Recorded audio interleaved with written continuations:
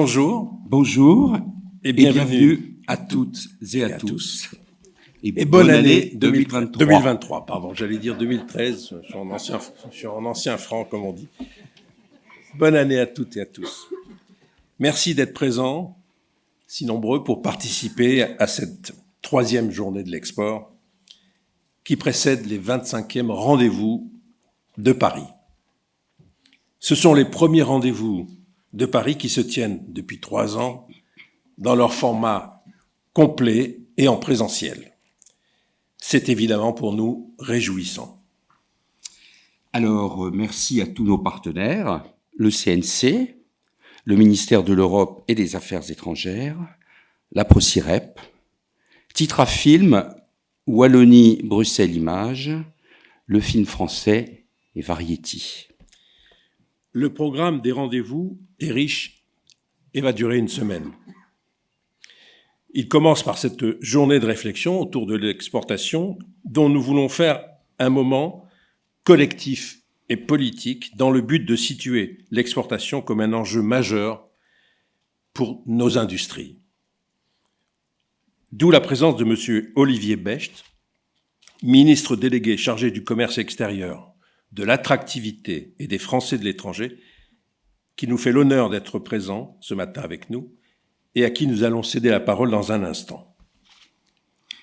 Cette réflexion, nous voulons la mener en prenant en considération les deux pôles, cinéma et audiovisuel, maintenant qu'Unifrance, depuis 1 an et demi, représente ces deux secteurs. Nous avons donc fait en sorte que les tables rondes de la matinée et de l'après-midi soient tour à tour dédiées au cinéma et à l'audiovisuel dans un esprit de rapprochement et de synthèse. Au programme des 25e rendez-vous de Paris, le marché du cinéma français avec un programme de projection très dense, le marché audiovisuel avec un programme de screenings, 4 jours de press junkets, l'annonce de notre nouvelle promotion des Tend to Watch, c'est-à-dire les jeunes talents, les jeunes figures qui émergent dans notre cinéma. La remise du French Film Cinema Award à l'actrice Virginie Efira, qui aura lieu jeudi 12 janvier au ministère de la Culture, où nous serons accueillis par Madame Rima Abdul-Malak, ministre de la Culture. Le lancement de My French Film Festival, dont c'est la 13e édition, un festival de films français et francophones, de longs et courts métrages diffusés sur un très grand nombre de plateformes durant un mois entier, partout dans le monde. Enfin, une belle cérémonie des Lumières, lundi 16 janvier, au Forum des Images, qui se terminera à la mairie de Paris. Alors, de très nombreux acheteurs sont venus de toute l'Europe, plus de 500, et plus d'une centaine de journalistes européens invités ont répondu présents. C'est dire que l'appétit et la curiosité pour le cinéma et la création audiovisuelle française ne faiblissent pas. Nous espérons bien sûr que cela se retrouvera dans les ventes et le dynamisme des marchés à venir. Nous allons annoncer ce matin les chiffres du box-office 2022. Ils sont meilleurs qu'en 2021 et c'est encourageant. Cela montre nos atouts, la force, la diversité et la qualité de notre offre et de notre modèle. Cela prouve aussi le dynamisme de nos professionnels. Néanmoins, beaucoup reste à faire pour retrouver le niveau d'avant la crise du Covid, en particulier pour le cinéma d'auteur, s'agissant du cinéma.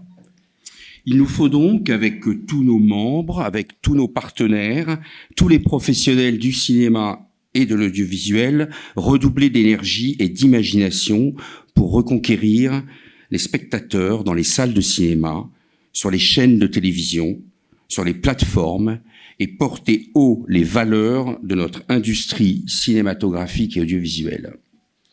Unifrance est en place et nous ouvrons l'année avec optimisme et détermination.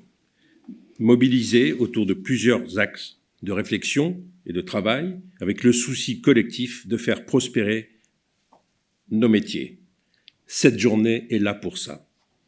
Ces 25e rendez-vous de Paris, d'ailleurs créés par lui, Nous avons voulu les dédier à la mémoire de Daniel Toscan du Plantier, une personnalité forte et charismatique du cinéma et de la culture française, disparu il y a 20 ans, le 11 février 2003, à Berlin, alors qu'il représentait Unifrance et le cinéma français.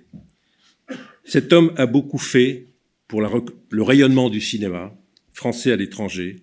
Il incarnait fortement, avec panache, une certaine idée du cinéma, portée par des talents multiples dont il se sentait proche. Nicolas Seydoux, président de Gaumont, était un ami très cher de Daniel Toscan du Plantier. Il évoquera dans quelques instants cette personnalité inoubliable. Nous invitons M. Olivier Becht, ministre délégué chargé du commerce extérieur, de l'attractivité et des Français de l'étranger, à venir nous rejoindre. Merci.